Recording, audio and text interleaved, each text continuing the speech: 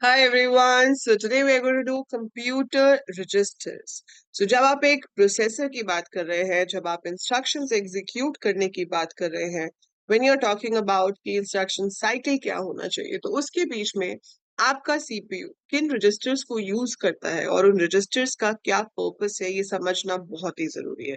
So you must know what all CPU registers we have और वो कितने कितने साइज के हैं, उनका क्या पर्पस है. तो जो एग्जाम्पल हम यहाँ पे स्टडी कर रहे हैं उसके accordingly we will be discussing the CPU registers. आपकी मेमोरी का साइज है 4096 बाय 16, मतलब 4096 वर्ड्स है.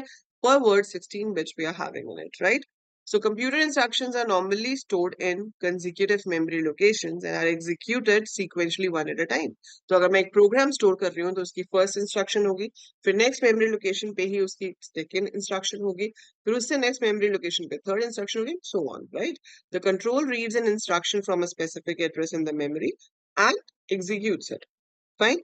It then continues by reading the next instruction. तो वो उसी फ्लो में अगली अगली इंस्ट्रक्शन पे जाता रहेगा और उसको एग्जीक्यूट करता रहेगा.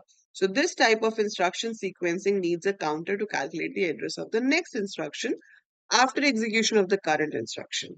और उसके लिए जो आपका रजिस्टर है वो है PC.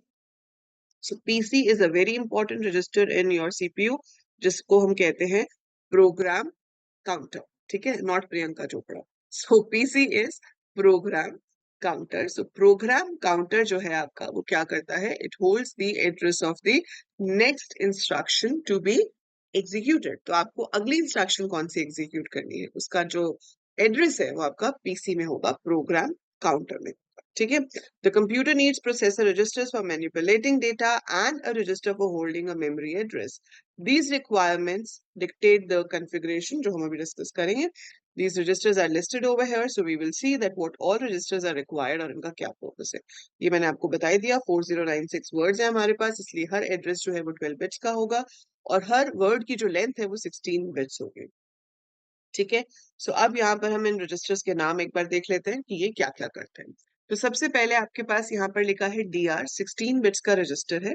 It is named as data register और इसका काम क्या है, to holds the memory operand. So जब आपकी एक इंस्ट्रक्शन फेच होती है उसमें एक एड्रेस गिवन है जिस जगह पे से ऑपरेंड फेच होता है, तो वो ऑपरेंड रैम में से पहले डीआर में आएगा, तभी प्रोसेसर उसको यूज कर सकता है. ठीक है, प्रोसेसर डायरेक्टली रैम के ऊपर ऑपरेशन परफॉर्म नहीं कर सकता.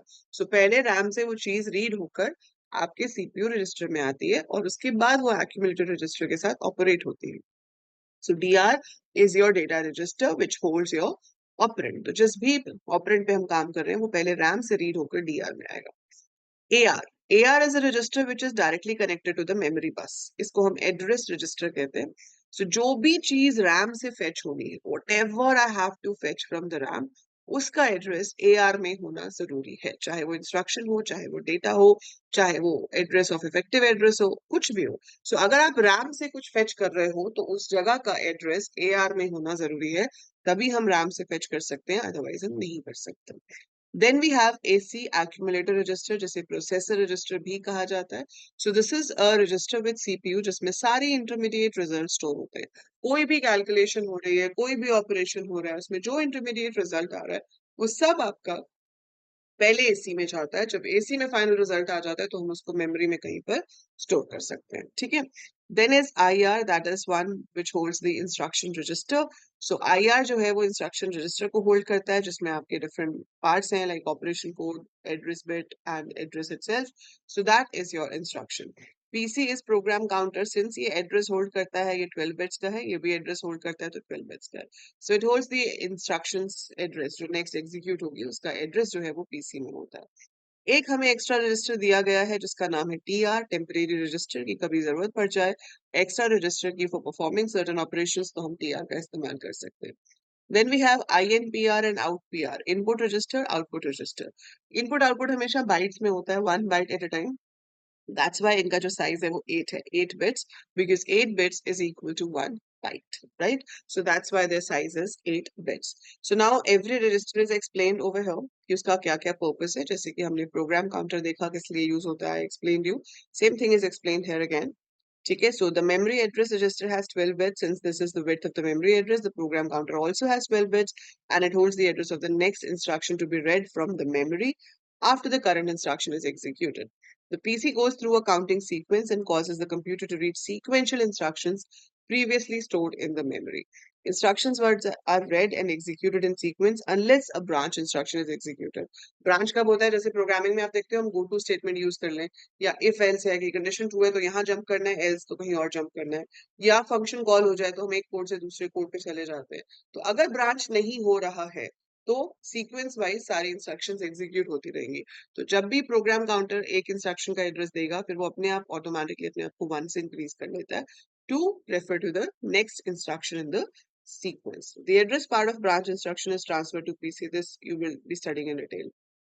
So अभी के लिए program counter is incremented by 1 normally to hold the address of the next instruction to be executed. Two registers are used for input and output. They are 8-bit क्योंकि आपका जो input output है वो 1 byte at a time होता है। ये आपके same सारे रजिस्टर्स जो ऊपर टेबल में दिए हुए थे उनको ऐसे डायग्राम की फॉर्म में लिखा हुआ है कि ये इतनी मेमोरी है एंड ये रजिस्टर ट्रांसफर लैंग्वेज के अकॉर्डिंगली हमने इनके बॉक्सेस बना के बताए हुए हैं। ठीक है, अब इस सब के लिए यूज होती है एक कॉमन बस। सो कॉमन बस सिस्टम इन सब के लिए यूज होता है जो इन सब रजिस्टर्स को आपस में कनेक्ट कर रहा है, विच लुक्स लाइक दिस। तो ये आप जो चारों साइड पे देख रहे हो ये आपकी बस है, ठीक है। सो ये जो साइड वाली लाइन है this is your bus, fine. Memory bus हमने पढ़ा था 4th चैप्टर में, that is responsible for sending your data of one register to another register और टू द रैम, ठीक है। मेमोरी में डेटा ट्रांसफर करने के लिए यूज होता है। इसमें सिलेक्शन इनपुट देखो बस में कितने जा रहे हैं, 3। सो 3 सिलेक्शन इनपुट्स का मतलब है कि 8 में से कोई एक रजिस्टर की वैल्यू में चूज कर सकते हो, है ना। सो 3 सिलेक्शन इनपुट्स का मतलब क्या है कि we can choose any one out of the 8। Why? Because 2 raised to the power 3 is 8। और ये जो नंबर्स आप यहाँ पे देख रहे हो जैसे मेमोरी यूनिट के सामने लिखा है 7, AR के सामने लिखा है 1, PC के सामने लिखा है 2, इसका क्या मतलब है? इसका मतलब है कि अगर सिलेक्शन इनपुट 1 1 1 हुआ, 3 बिट्स है ना, अगर 1 1 1 हुआ तो जो भी मेमोरी में पड़ा हुआ है इस एड्रेस पे, ये एड्रेस डायरेक्टली इसके साथ कनेक्टेड है, तो AR में जो भी एड्रेस होगा उस पे जो भी पड़ा होगा वो रीड होके मेमोरी बस में आ जाएगा अगर सिलेक्शन इनपुट 1 1 1 है। अगर सिलेक्शन इनपुट 0 0 1 है तो जो AR में पड़ा है वो ही बस में चला जाएगा। अगर आपके पास 2 है, 0 1 0 है, तो जो आपके पास PC में है वो बस में चला जाएगा। अगर आपके पास 3 है, 0 1 1 है, तो जो DR में है वो बस में चला जाएगा।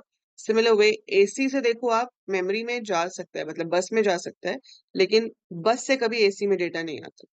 सो AC is always a result of some addition and logic operations from here. So यहाँ पे आ गया, ठीक है। फिर यहाँ पे 5 में IR इंस्ट्रक्शन रजिस्टर TR6 से आ गया, ठीक है। So we have all these. Out register में डेटा जा सकता है पर उससे बस में कभी नहीं आता। सो ये आपके पास सारे यहाँ पे दे रखे हैं कि किसके होने पे क्या होगा। 0 पे कुछ नहीं हो रहा है, so we don't have anything on 0। वी हैव 7 1 2 3 4 5 6। 0 होने पे आपकी बस काम नहीं करेगी। तो जो भी सिलेक्शन इनपुट होगा उसके अकॉर्डिंगली कोई एक रजिस्टर सेलेक्ट होके बस में आएगा और फिर ये सिग्नल्स हैं और ये किस रजिस्टर में जाएगा वो डिपेंड करता है इनके लोड इनपुट पे। LD इनपुट आप देख रहे हो यहाँ पे, every register here is having LD। So LD का मतलब क्या है कि जब लोड इनपुट 1 होता है, हमने किया था ना रजिस्टर विद पैरेलल लोड, सो जब लोड इनपुट 1 होता है तभी रजिस्टर के अंदर न्यू वैल्यू आती है। जब लोड 0 होगा तो रजिस्टर के अंदर नो चेंज सिचुएशन होती है। सो अगर लोड 0 है मतलब रजिस्टर न्यू वैल्यू एक्सेप्ट नहीं करेगा, लेकिन अगर लोड 1 है तो रजिस्टर न्यू वैल्यू एक्सेप्ट करेगा।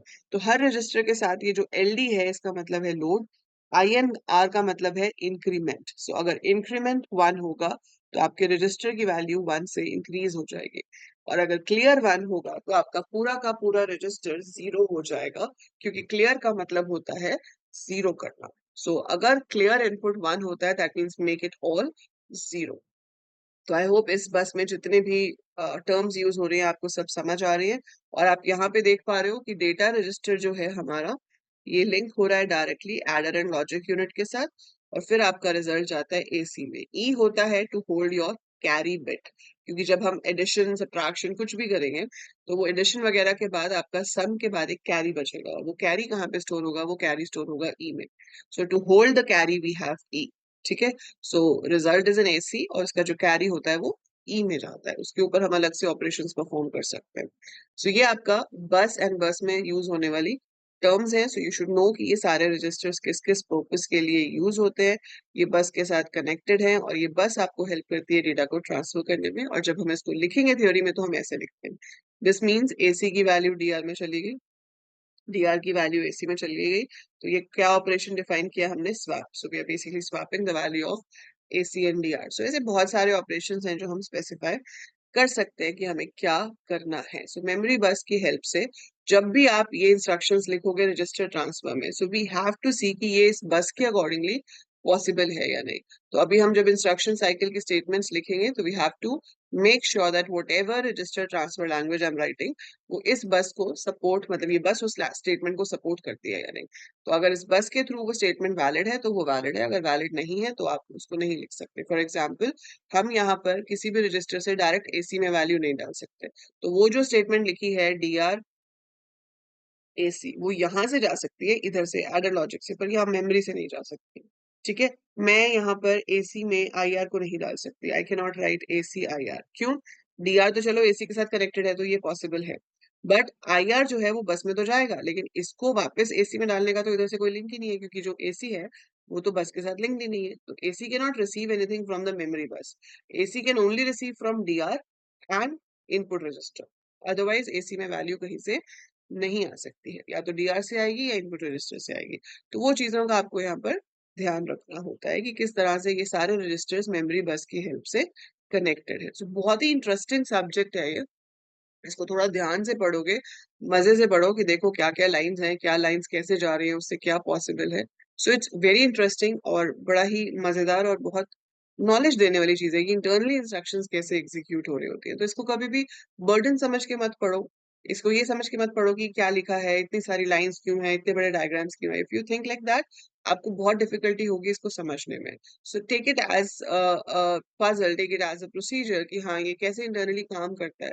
So if you think it that way, you'll find it interesting, related with your C programming language. जो भी language आपको आती है, उसके साथ relate करके देखोगे ये कैसे काम कर रहा है, तो you will get it in a much better way. It will be much easier for you to understand it. ठीक है? So ये तो हो गया हमारा what all memory registers are required. Next हम पढ़ेंगे कि computer instructions हमारे पास कितनी तरह की होती हैं. So broadly classifying, we have three type of instructions: memory reference, and then the other two जो कि नॉन मेमोरी रेफरेंस में आती है. सो ब्रॉडली तो हम चलो दो कह देंगे कि मेमोरी रेफरेंस है, नॉन मेमोरी रेफरेंस है. फिर मेमोरी रेफरेंस में कौन सी है और नॉन मेमोरी रेफरेंस में भी है further to type, register and input output operations. So ये सारे इंस्ट्रक्शंस की हमारे पास लिस्ट है. We will be discussing it in the next video. तब तक आप ट्यून रहिए, सब्सक्राइब कीजिए, लाइक कीजिए, शेयर कीजिए, and I will see you in the next video.